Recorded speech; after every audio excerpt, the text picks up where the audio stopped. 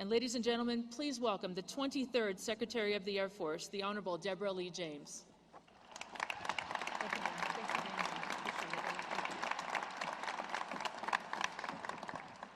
Thank you so much, General Johnson, for that warm introduction. It's hard for me to stay away from the Academy. This is such an inspiring place to be. General Welsh, Brigadier General Williams, Brigadier General Armacost, distinguished guests, faculty and staff, the proud family and friends that I see beyond in the stands, and most importantly, is there anyone out there from the class of 2015? Now that's what I'm talking about. It is truly an honor and a privilege for me to be able to be here and to celebrate this fantastic day with all of you. And you know what? It's not just a fantastic day for the graduates, but it is also a fantastic day for families, friends, and loved ones. Of course, I am the Secretary of the Air Force, but first and foremost, I'm a mom. And so I understand very, very well all of the proud moms and dads and grandfathers and guardians and siblings and what they're thinking today up in the stands. And I just want everybody here to remember that none of you would be here today without the unwavering love and support that they have given you throughout your entire lives. They're here for you now, and they'll always be here for you.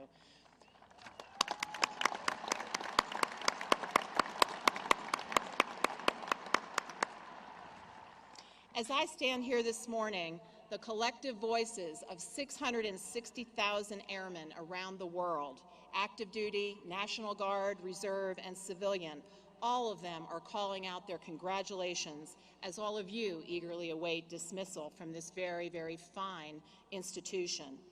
This fine institution that has produced great heroes and great leaders through the decades. And I'm talking about heroes like Captain Sejon, class of 1965, Medal of Honor winner. Sully Sullenberger, class of 1973. Our Chief of Staff, General Mark Welsh, class of 1976. The next Vice Chairman of the Joint Chiefs of Staff, Paul Selva, class of 1980. And our very own, very special superintendent, I think the best superintendent we've ever had here at the Academy, Lieutenant General Michelle Johnson, class of 1981.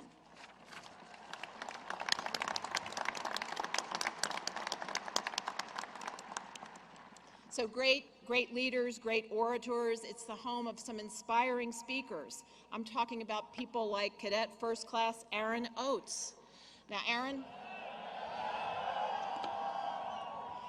I don't know where you are, but let's just get one thing clear. You're not taking this podium during my speech, man, okay? So just stay seated.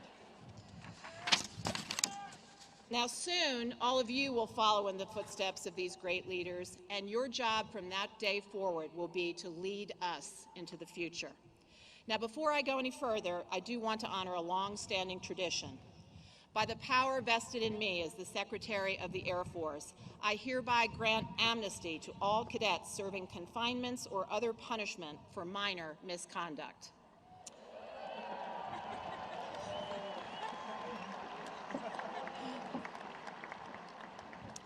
Now, General Johnson, I'm going to have to yield to you and leave it up to you to define exactly what offenses are minor. And of course, you know I never tell you what to do, but I'm just thinking, trying to hide a refrigerator from upperclassmen by wrapping it in a blanket and putting it on a bookshelf, I'm thinking that's minor. I don't know about you, but I'm thinking that's okay. Graduates, as we sit today in the shadow of Pikes Peak on this glorious spring day, I want all of you to think back just a few short months to the winter. The peak looked quite a bit different back then, and you can almost imagine Lieutenant Zebulon Pike, 209 years ago, sizing up that mountain and setting off on what was a daunting mission to reach the summit. Now, history teaches us, unfortunately, that Pike never made it, and his journal captured his thoughts back then. He wrote, "I believe no human being could have ascended to its pinnacle." Well, in fact, I'm guessing that more than a few of you had similar thoughts that day 4 years ago when you got off that bus for basic. But you know what? Pike was wrong, and so were you, because after 4 years and 101 semester hours of core courses in engineering, basic science, social science, humanities, athletics, electives, and so much more, you have arrived at that summit. And now, as you look out over the horizon, I'd like you to think about your class exemplars, the Wright brothers. It was almost 112 years ago that Orville and Wilbur Wright were tenaciously pursuing what seemed like a crazy dream back then, the dream of flight, with the support of their sister Catherine. And finally, in December of 1903, after overcoming failure after failure after failure, they converted that dream into a reality. And similarly, I'll bet there's some of you in the audience today who battled through some failures. It might have been an academic or athletic probation, a failed GR, an illness, an injury perhaps. Some of you had the moral courage to accept responsibility for an honor code violation, knowing full well that there would be consequences. During Beast and Recognition, the upperclassmen, I think, made it pretty clear to you. If you want to leave, we'll show you to the door. But you didn't take that path. You stayed, and you kept your heads held high. You pressed forward, semester after semester, class after class. You forged ahead. And as a result, today, we all get to celebrate your perseverance. That's today. Tomorrow, you will lead us into the future. A future where you will face new challenges, and events will occur, and I guarantee you, you won't see many of them coming. Events like your class president, Cadet First Class Andrew Dane, faced in Afghanistan.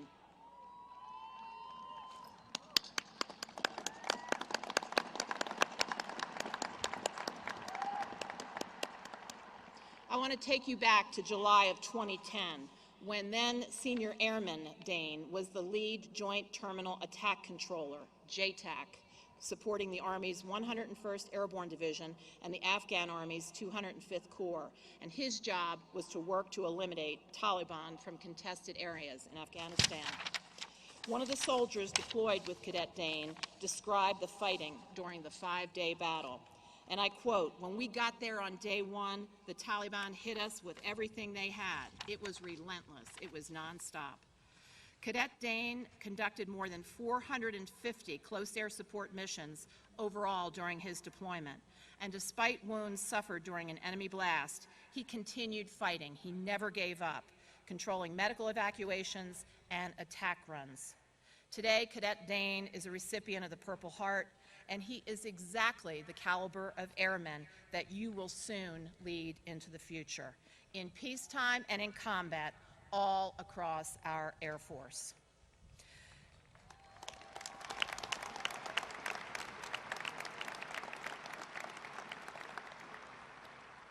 Please take a few moments and think about the thousands of graduates before you, the oath that you are about to take, what it means to serve in our United States Air Force, and the awesome responsibility that we are placing in your hands. And the biggest responsibility of all is always, always, always take care of your people. That is job number one. Now, I mentioned earlier Zebulon Pike, and he didn't think anyone could climb that mountain. Well, of course, we know that's not so. The problem was Zebulon Pike was not properly prepared back then.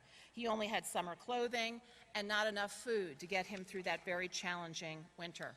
Well, fortunately, all of you are far better prepared than Zebulon Pike was, because you've had 4 years of intense leadership training, and that has prepared you to enter the profession of arms.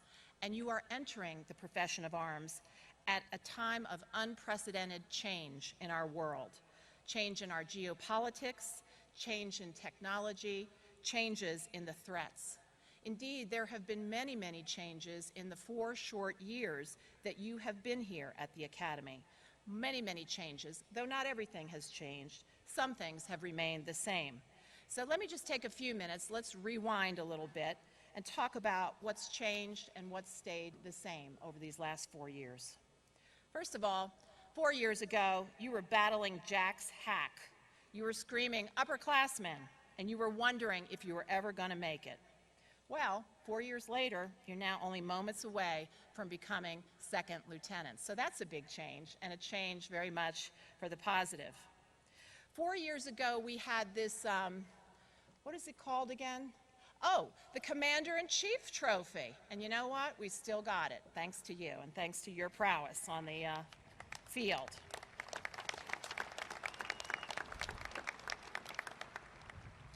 4 years ago, the United States had the strongest, most capable Air Force in the world, and we still are today.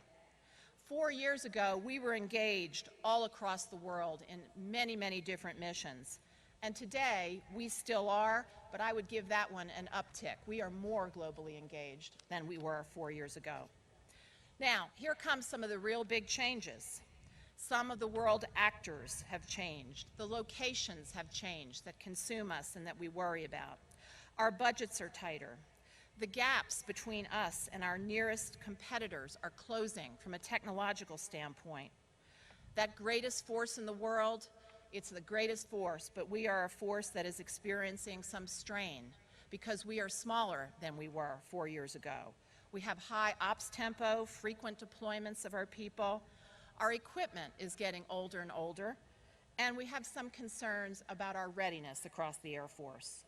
Disruptive technologies and weapons that were once only possessed by advanced nations are now in the hands of an ever-growing cast of non-state actors and even terrorist organizations.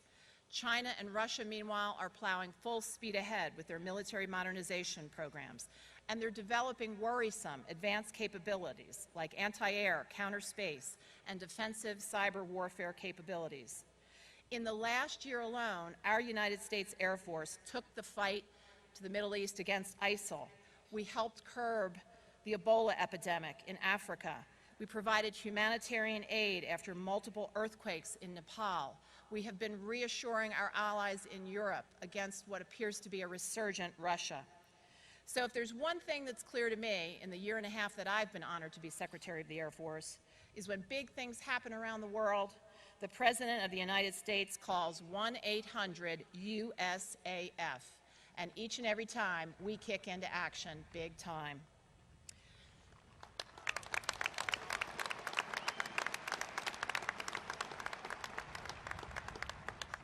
And ladies and gentlemen, I'm here to tell you this pace of operations is not likely to lessen. It is likely to be with us for the foreseeable future.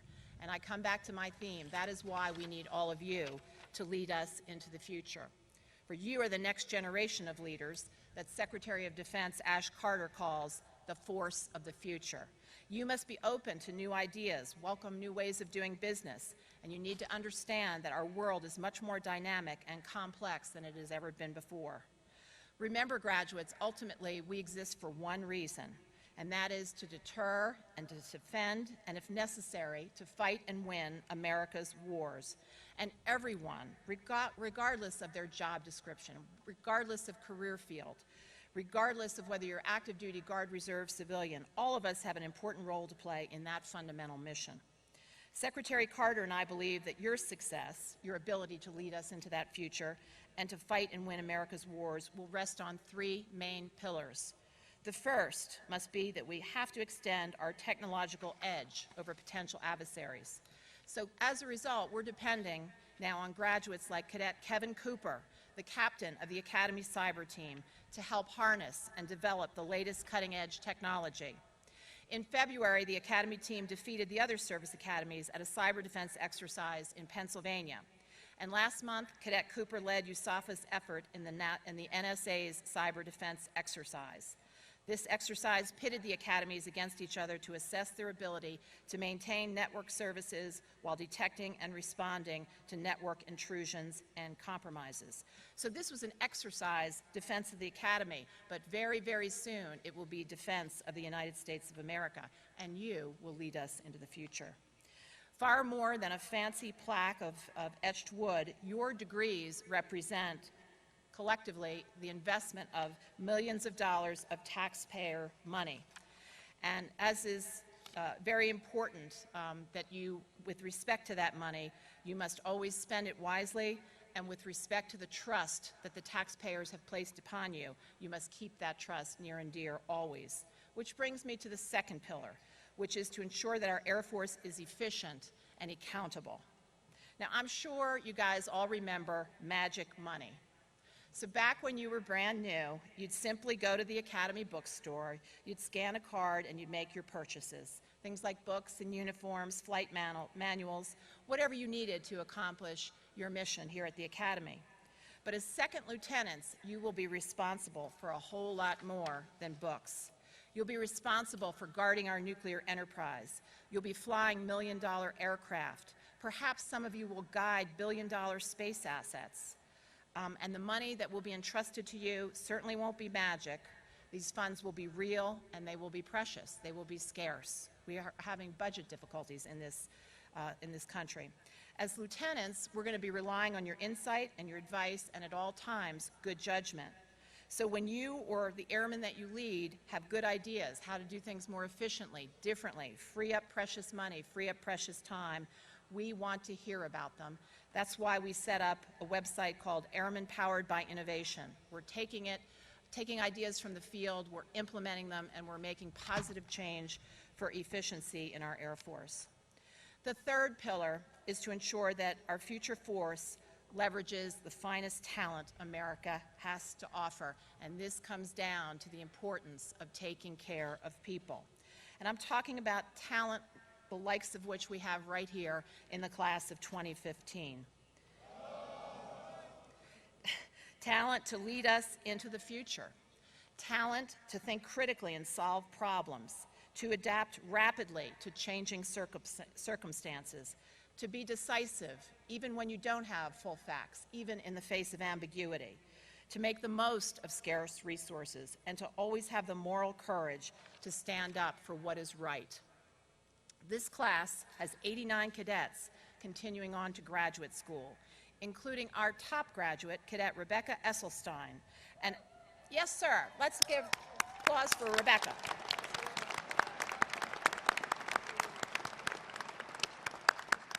She is an astronautical engineer and Rhodes Scholar. We also have Cadet Stephen Beaton, a biochemist and Holiday Scholar.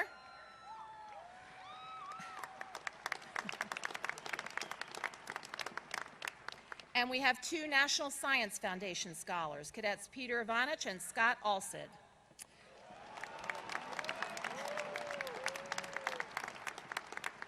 We've got 360 graduates who are going directly into pilot training. We have 44.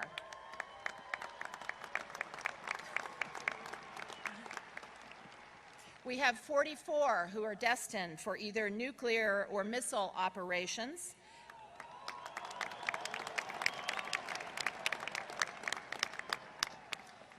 And 89 headed for those ever increasingly important fields of space and cyberspace.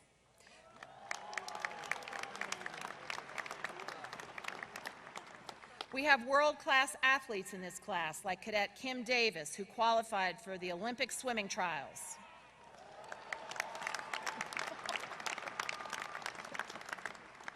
And then we have community leaders, like Cadets Brome Hart and Avery Larkin and John Hamm.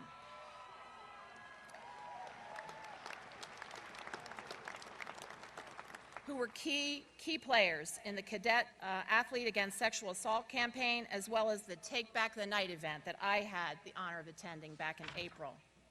This is also one of the most diverse classes that we've ever had in Academy history, with more than 20% women and 26% minorities. But you know what?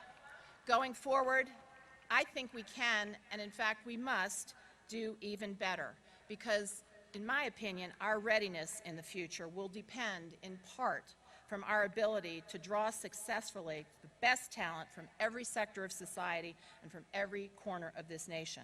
And that's why we are committed across the board to diversity and inclusion in our Air Force, to expand opportunities for women. It's why we're removing barriers for same-sex couples. It's why we're creating more and more on and off ramps so that our personnel can more seamlessly go from active duty, National Guard, Reserve, and back at different times in their career. It's why we're developing leaders who are committed to an ethical and expert profession of arms, who will focus on a culture where everyone is treated with the dignity and respect that they deserve, leaders who will take care of their people, and have an Air Force where sexual assault simply has no safe haven, no safe haven.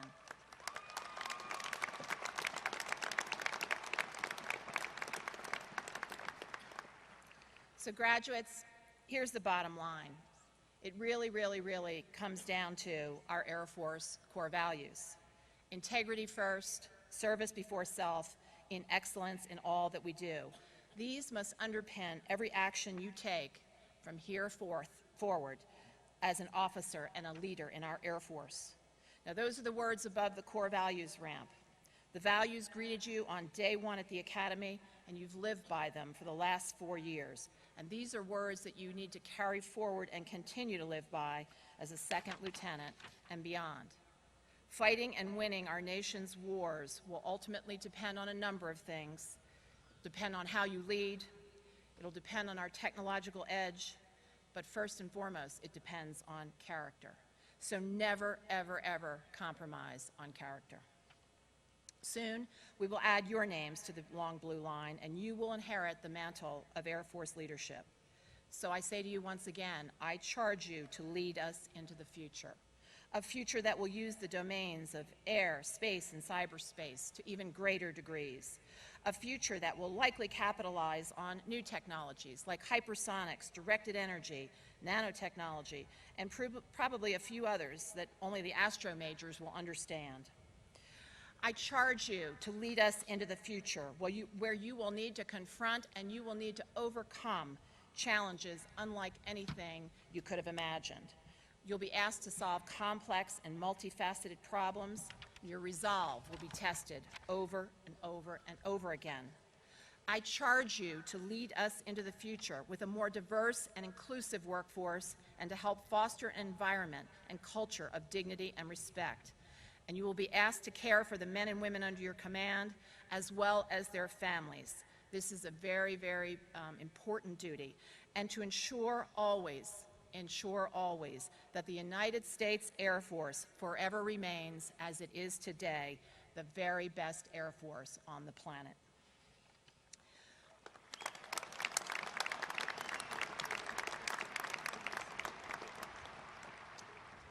All right, graduates, I just put a lot on you there, and I only have one more question to the class of 2015. And that question is, are you ready? I can't hear you. All right, General Welsh, I think they're ready. What do you think? All right, cool. You guys are ready. So congratulations to the class of 2015.